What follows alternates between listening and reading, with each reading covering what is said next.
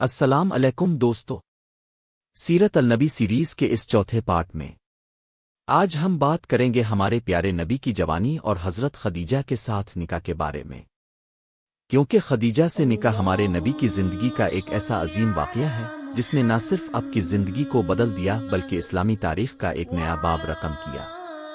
Video بڑی خاص ہے اب کے لیے، اس لیے اسے مکمل ضرور دیکھیے۔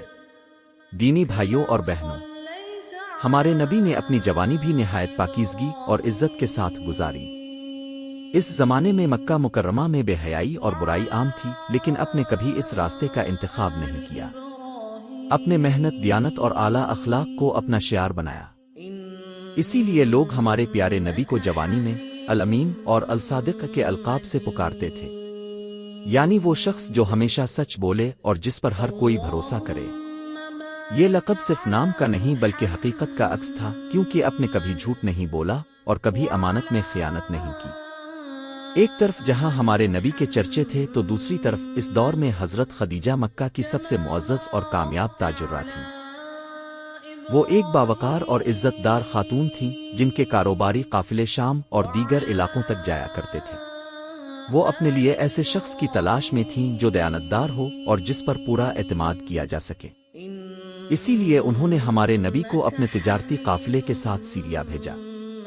جب آپ شام کے سفر پر گئے تو آپ کی سچائی، معاملہ فہمی اور امانت داری نے سب کو حیران کر دیا۔ تجارت میں ایسا فائدہ ہوا کہ حضرت خدیجہ بہت زیادہ آپ سے متاثر ہوئیں۔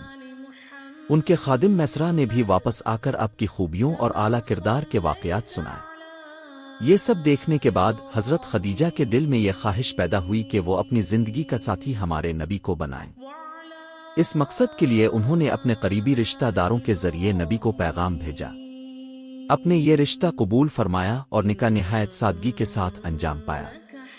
اس وقت نبی کی عمر 25 سال تھی اور حضرت خدیجہ کی عمر 40 سال تھی۔ نکاح میں مکہ کے بڑے لوگ شریک ہوئے اور اپنے حضرت خدیجہ کو اپنی زوجہ کے طور پر 20 اونٹ مہر میں عطا فرمائے۔ یہ شادی 25 سال تک قائم رہی اور یہ وہ دور تھا جب حضرت خدیجہ نے نبی کو نہ صرف شوہر کی حیثیت سے چاہا بلکہ ہر مشکل میں ان کا ساتھ دیا۔ جب پہلی وحی غار حرا میں نازل ہوئی اور نبی گھر لوٹے تو گھبراہٹ اور بوجھ کا احساس ان پر غالب تھا۔ اسی وقت حضرت خدیجہ نے آپ کا حوصلہ بڑھایا اور فرمایا، بخدا اللہ آپ کو کبھی ضائع نہیں کرے گا۔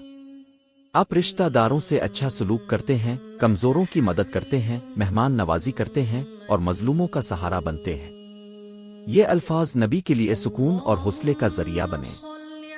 دوستو، نبی کی جوانی اور حضرت خدیجہ کے ساتھ نکاح کا واقعہ ہمیں یہ سبق دیتا ہے کہ اصل دولت نہ مال ہے اور نہ دنیاوی شہرت، بلکہ اصل دولت ہے کردار، ایمانداری اور سچائی۔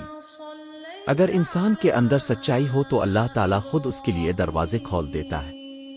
آج ہمیں بھی چاہیے کہ ہم اپنی زندگیوں کو اپنے نبی کی تعلیمات اور ان کے کردار کے مطابق ڈھالیں، کیونکہ اسی میں ہماری دنیا اور آخرت کی کامیابی ہے۔ اللہ ہمیں نیک عمل کی توفیق عطا فرمائے، آمین۔